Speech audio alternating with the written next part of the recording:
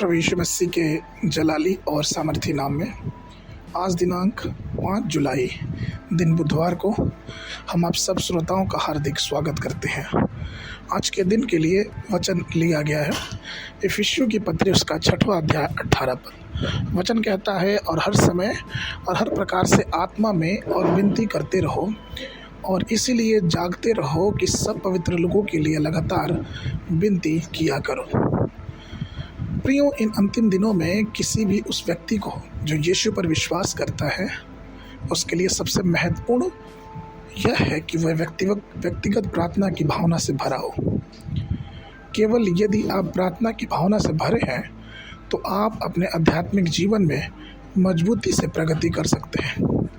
केवल जब प्रार्थना स्थल और कलीसिया प्रार्थना की भावना से भर जाए, तभी परमेश्वर बड़ी प्रभावी ढंग से अपनी सेवा हमसे ले सकता है।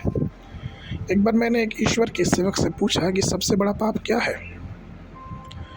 इस पर विचार करने के बाद उन्होंने यह कहा कि एक मसीही का प्रार्थना करने में असफल होना ही उसके लिए सबसे बड़ा पाप है।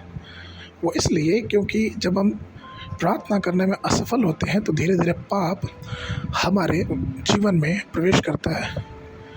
और निश्चय ही प्रियो, यह प्रार्थना ही है जो हमारे जीवन में पापों की भावनाओं को या फिर पाप रूपी हर एक उस आदत को जो हमें पाप में गिराती है, हमारे जीवन में प्रवेश करने से रोकती है।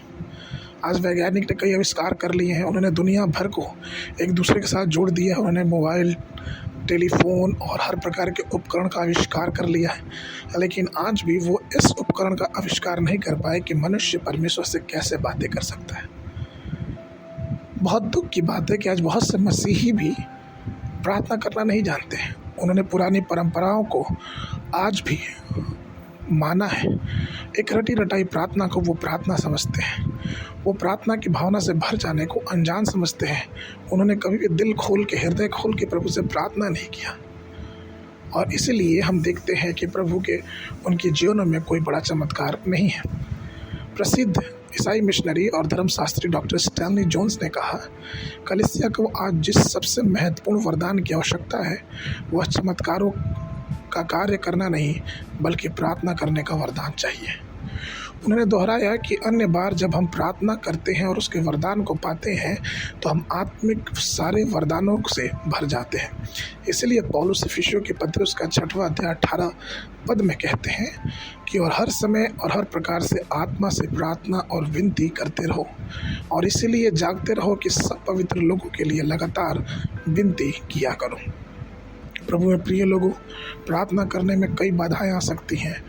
आपको गलत धारणा हो सकती है कि समय नहीं है और हमारे पास ये नहीं है, हम पापों में उलझे हुए हैं। प्रिय, जो भी मामला क्यों ना हो, हम इस बात को समझे कि प्रार्थना ही है जो हमारे जीवनों को आगे लेके जा सकती है और परमेश्वर के वरदानों से हमारे जीवनों को भर सकती है। इसलिए प्रार्थना को अपने जीवन में सबसे महत्वपूर्ण स्थान दें और परमेश्वर की आशीष को अपने जीवन में आने दें। आज के मनन के लिए लूका रचित सुसमाचार उसका 5 अध्याय 16 पद। परंतु वह जंगलों में से जाकर प्रार्थना किया करता था। बाइबल अध्ययन के लिए सुबह के समय अय्यूब की पुस्तक उसका 30 और 31 अध्याय, शाम के समय प्रेरितों के काम 13 अध्याय 26 पद से लेके 52 पद तक। परमेश्वर आप सबको आशीष देवे।